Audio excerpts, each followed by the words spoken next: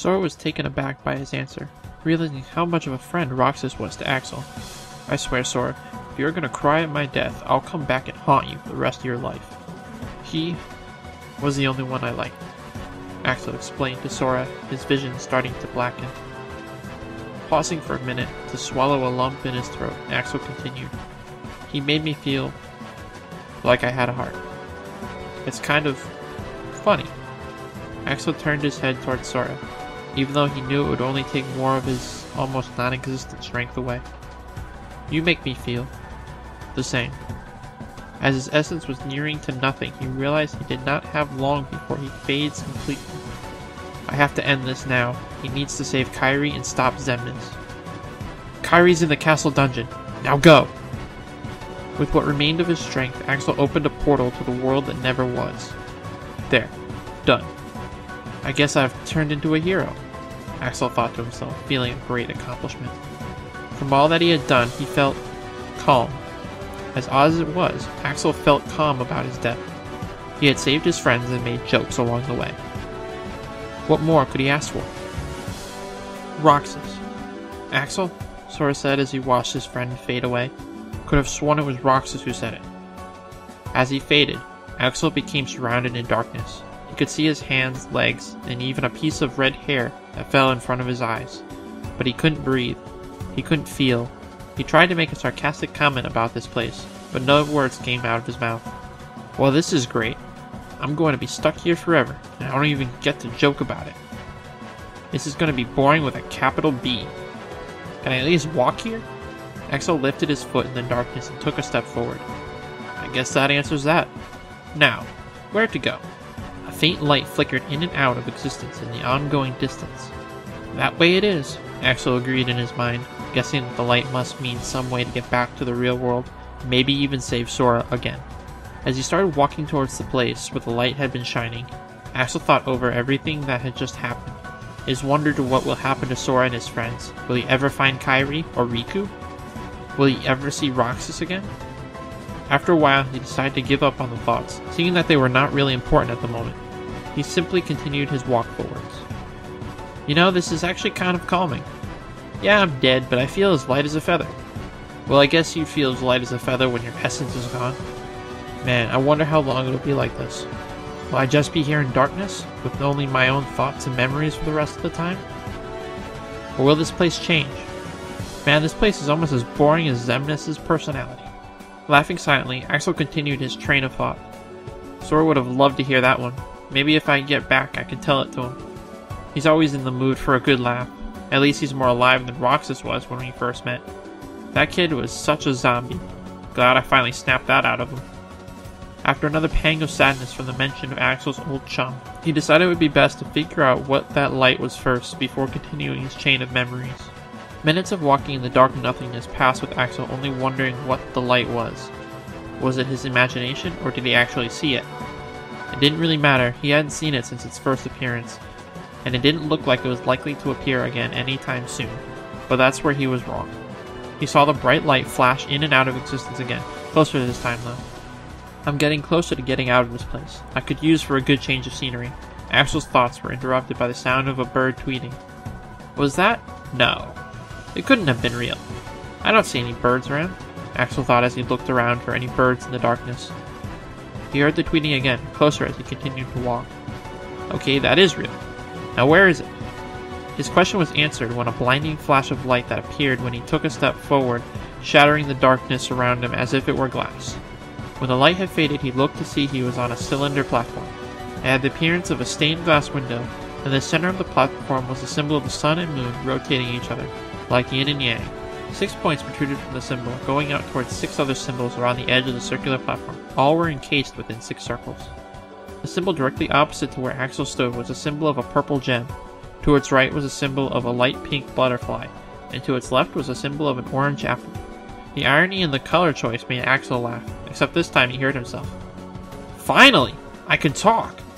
Not being able to talk just made it even more boring than before. I couldn't even enjoy listening to my own voice.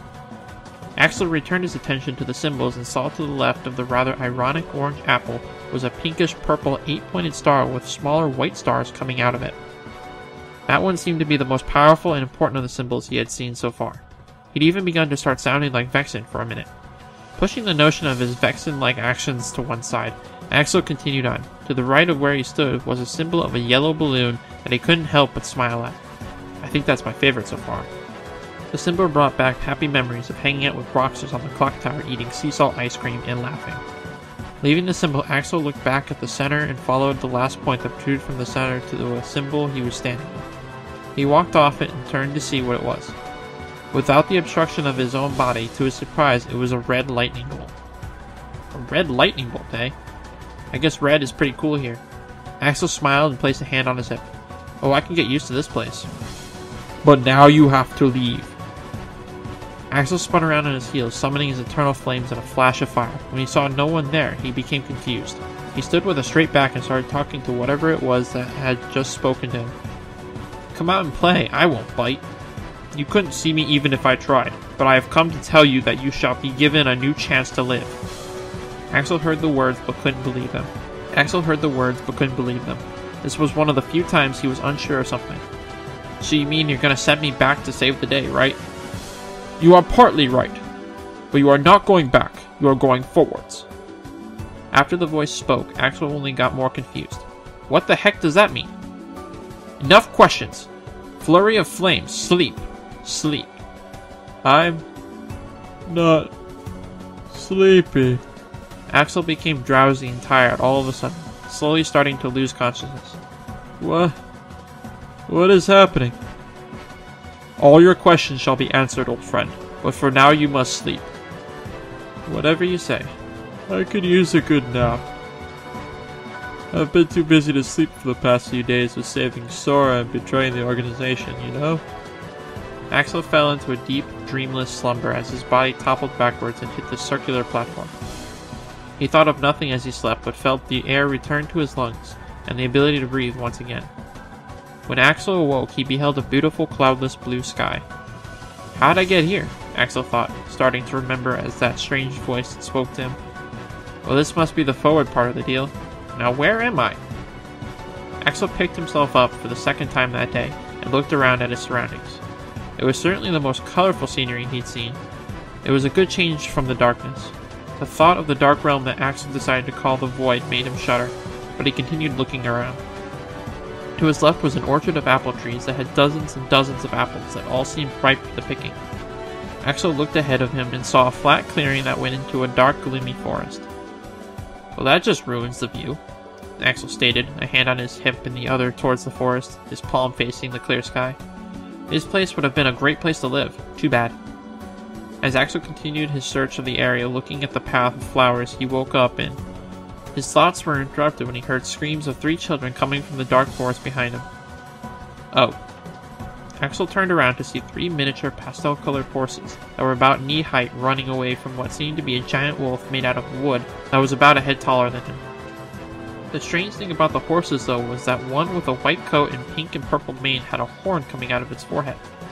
One with an orange coat and purple mane had wings, and finally one with a yellow coat and red mane with a pink bow tie tied into it screamed, "Help!" Usually people would be surprised by seeing a unicorn, Pegasus, and miniature horse that could talk, but for Axel it was just another day. I've seen talking animals before, but this is a new one. Now the question is, should I help them or not? Well, I'm guessing that Wolfie here won't help me, so I guess that leaves me one option. With his decision made, Axel summoned his eternal flames once again and jumped through the air, throwing his chakrams at the beast, a smile appearing on his face as his weapons sailed through the air towards their destined target. They struck the wooden wolf dead on and knocked it to pieces. The 3 small horses turned at the sight and watched as Axel landed in front of them, catching his chakrams as they made their way back to his awaiting hands. Well, that was anticlimactic, Axel said, relaxing out of battle position. He could hear the nervous voice of one of the fillies behind him ask, Who are you? Axel turned to face them, about to answer, when the 3 fillies screamed behind him. Axel could hear pieces of wood hitting each other. He turned to see the wooden wolf rebuild itself and growl at him. The red-haired man quickly shifted back into his battle stance, spinning his weapons within his hands. So Wolfie wants to play some more? Axel smiled, looking out of the corner of his eye at the 3 scared little fillies. Shouldn't keep him waiting, then, should we? Oh, almost forgot. Name's Axel, gripping his eternal flames for dramatic effect. Axel continued, Got it memorized? End of Chapter 1.